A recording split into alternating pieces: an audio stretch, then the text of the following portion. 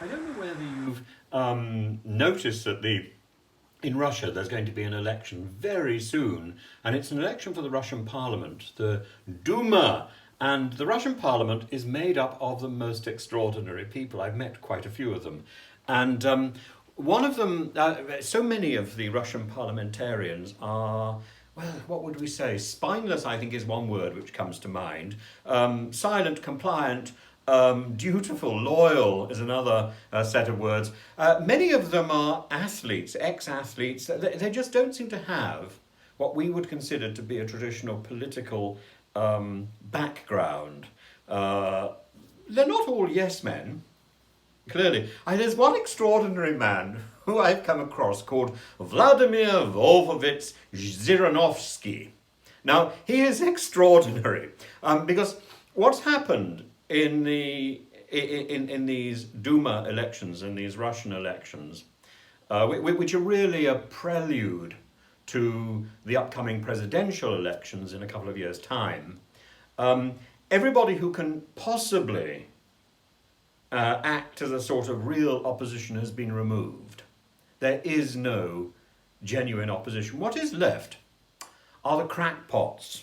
And I think they are considered by Mr. Putin's party as being perfectly okay, because they're not going to win a sizable majority. They're not going to challenge the system. Mr. Zhirinovsky is extraordinary. One of his policies. I mean, if it wasn't so improbable, it would be slightly frightening. But one of his ideas is that all school exams should be abolished. Now, actually, I'm quite in favour of finding different ways of measuring students' ability. But his approach is everything should go, and there should be universally no criteria for university entrance. So everybody should be allowed into university. It simply isn't practical. And university, it's something that needs challenging here too, because university is not a fix-all. Not everybody is going to benefit from university, and we are not going to benefit as a society from having all our young people in university. It becomes a form of national conscription, if that's the case. There are many other ways that people can make their way forward in life when they reach the age of 18 or when they leave school. University is just one option, and we need to make sure that people make the best of that option. And that option isn't for everybody. But Zhirinovsky is a really good... Do look out for him.